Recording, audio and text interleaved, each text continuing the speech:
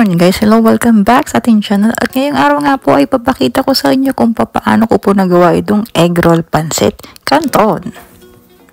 At syempre ang first step natin ay nagluto muna po ako ng pancit canton.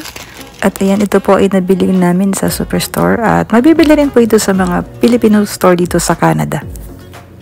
At ang flavor nga po pala nito ay chili flavor at medyo in-overcook ko siya para mas malambot po at maganda siya ilagay sa egg roll.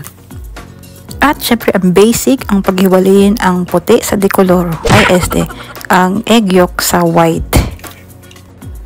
Season natin ng salt and ay Diyos ko po naparami. Ay, oh my god. So sana hindi masyadong umaalat to, no? Nilagyan ko na rin po siya ng konting carrots at saka yung cilantro para magkaroon ng konting kulay ang ating egg roll. Kaya kung ano nung available sa rep natin, yun na lang po ang gawin natin. Basta edible at pwedeng kainin. So this time, dito naman tayo sa egg yolk. So dito ay ilalagay na natin or i-combine na natin ang pancit canton. So ito po, hindi ko na po inubos yung buong pancit canton. Siguro, I think 1/4 lang nung noodles yung nilagay ko kasi baka hindi na magkasya sa itlog natin. So, konti lang muna. So, ayan, ready ng everything. So, magpapait na tayo ng ating nonstick.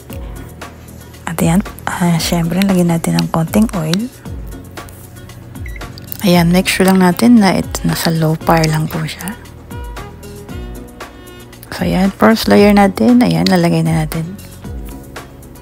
Actually, this is my first time na gagawin ko po egg roll pancit canton. So, na-try ko na po yung donut, yung hotdog, at iba pa. Pero, hindi ko alam kung uubra po itong pancit canton. So, let's see, tignan po natin.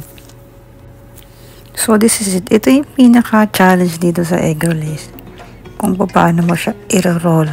So, ayan, dahan-dahan sa side. So, i-ano lang natin siya para maging square siya. So, para pag ni-roll natin is, ayan.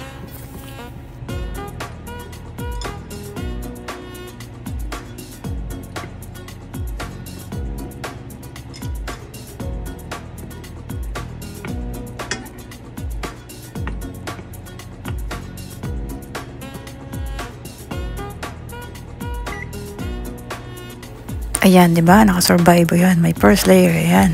So, second layer na tayo. So, lagyan ulit natin ng oil. Itulak natin yung kaaway natin. Ay, kaaway. Ay, yung itulak natin sa side yung first layer. Joke lang po yun, ha. Huwag niyo pong itulak yung kaaway niyo. Sabi nga na Lord, love your enemies. Ayan. Ayan, second layer na tayo. Thank you, Lord. So, repeat process lang po tayo. Pwede natin i-adjust yung pan para magpantay po yung ating egg. And then, ayan, pwede natin siya i-roll ulit. Patient is a virtue. Ayan, kapag nagluluto po tayo ng egg roll is talagang in low fire. Kaya talagang hihintayin muna natin siyang maluto bago natin siya i-roll. So, ayan. Kasi napansin ko siya sa previous paggawa ko ng egg roll. Kapag malakas yung apoy or yung fire mo, madali siyang maluto agad at hindi mo na siya maro-roll kapag nilakasan mo yung kanyang apoy. So, kailangan talaga in low fire siya. So, ayan, this is the third layer. Ito na, ilalagay na natin si pancit canton. So, ayan, disclaimer lang po, hindi po tayo expert, hindi po tayo chef or cook, pero ito po ay isa lang po sa mga favorite ginagawa ko. And ngayon ko lang naisip na try ko itong pancit canton kung ano magiging lasa niya. Kaya naisipan ko lang din siya i-video para i-share sa inyo if ever gusto nyo pong lutuin or gayahin or pwede naman po kayong mag-isip ng ibang option. Pero this time, ito yung naisip kong ilagay sa egg roll. So naisip ko lang kasi ang itlog at pancit canton very common na almusal or pagkain nating mga Pinoy. Kaya yan, naisip ko na pagsamahin ko kaya ito. Kaya ito na po. At finally, ito na po yung ating last layer na magko-coat dito sa ating pancit canton egg roll. Ayan, exciting! Anyway, kung bago lang po kayo sa channel ko, don't worry.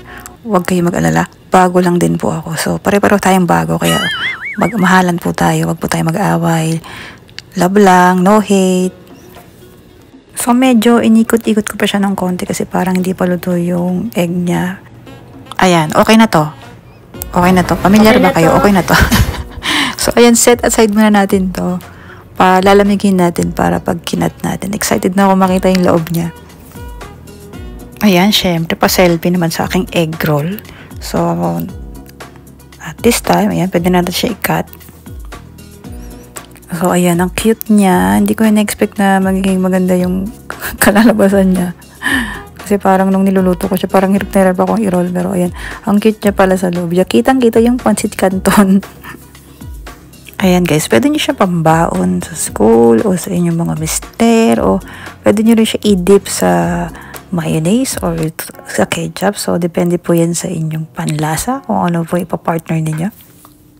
So, ilalagay ko na lang po yung ingredients sa description. So, kung gusto nyo pong gayahin yung ating egg roll pancit canton. So, ayan, syempre ito favorite part natin, yung tiki man portion.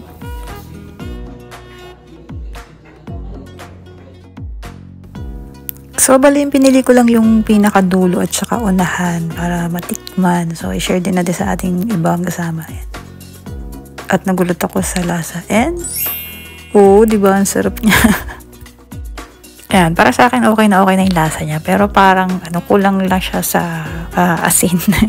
Medyo matabang siya ng kote. So, next time, siguro pwede natin dagdagan.